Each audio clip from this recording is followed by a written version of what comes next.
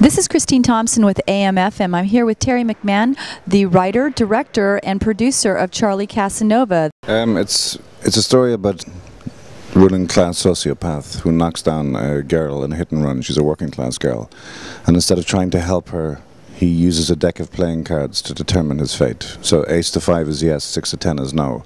And whatever question you pose a simple question and it gives you a yes or no answer. And he ends up abdicating all responsibility on every level and dragging everybody down the toilet with him. So it became a metaphor for what happened in Ireland. We had a corrupt government who destroyed the aspirations and the realities of so many working class people in Ireland. And the Irish Film Board, I asked them to get involved at the script stage. Now the Irish Film Board had been incredibly generous to several of my other projects, so it wasn't a personal thing. But they hated the script. And then we arranged a reading with a group of very, very experienced actors who loved the script. We put that on for them. They hated the script even more. So then we eventually made the film against all the odds, and they hated the film. So suddenly South by Southwest got their hands on the film, and they embraced it in a way that was unprecedented for an Irish film. We were the first non-American film to be selected for competition in 6 years, and the first Irish film ever selected. And it seems to be, the level of embrace here is astonishing, and it seems to be in other areas in America as well. Los Angeles is the same way.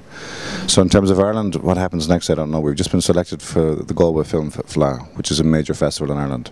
And we'll see then what happens. So it's not been shown yet in Ireland. It's all okay. So we will see what happens, won't we? So well, this is exciting. So this is the real story behind Charlie Casanova. It's not the fact that you sent out a message on Facebook and within 24 hours had so many responses. Because the real story is there was a reason for those responses. People wanted to get this movie made.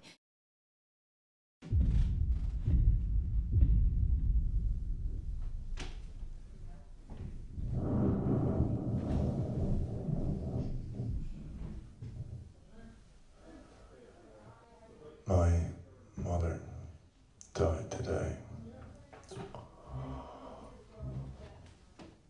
She did, I swear.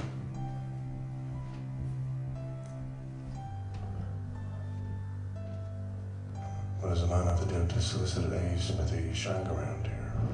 Life is short and I want to play a game.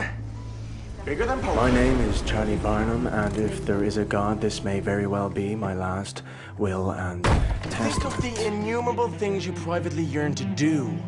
But law, morality, conservatism, wives, children, parents, even strangers tell you every day that you cannot do those things. What happens if we're given the complete right to abdicate all responsibility? What happens if you tempt fate to find out if this is what you should really be doing with your life, if this is who you should really be? Now that's power. You pose a question to yourself, a question that you were afraid to even consider. Something that pushes you out of your comfort zone, something that at least changes your day, or better still, your life. You have to pose a question in such a way that you can only get a yes or no answer. Just one question. Are we men? Are we?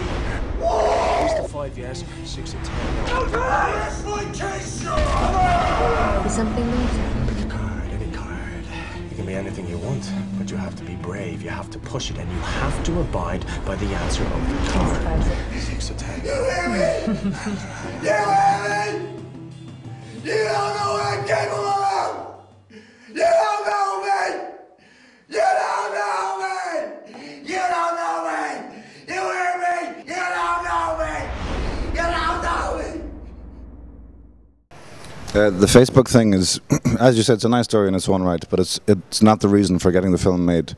The Facebook thing was, I had a tattoo on my body. It says, "The art is in the completion, begin." And I put that there out of frustration. I had 3 projects that had been greenlit, and then they turned to amber, and they didn't get made. So I typed into Facebook, intend making no-budget feature film Charlie Casanova. Need cast, crew, equipment, and a lot of balls. Excuse me, any takers. I was hesitant to send it out, but eventually I sent it out, and just as I was about to delete it, somebody got back to me. And within 24 hours, 130 people got back. And I think what it was feeding into, the one prerequisite was that you had to have read the script beforehand. I think it was feeding into people's frustration, because the script is about the condition of the country. But it manifests in this obscene but quite recognizable central character who's becoming increasingly common in Ireland. And I think what happened was there's this zeitgeist yearning and frustration in Irish artists that seem to be tapped into. I think that's why so many people, some of them were very inexperienced, but some of them were massively experienced. And they put their standard fee aside just to be involved in a kind of punk rock and roll revolution, small revolution in film. And as a result, the film has that feel, it has that kinetic, visceral energy that some people completely reject. And those who embrace it seem to embrace it with such passion that I know that we're going to cause some kind of mayhem over there, hopefully.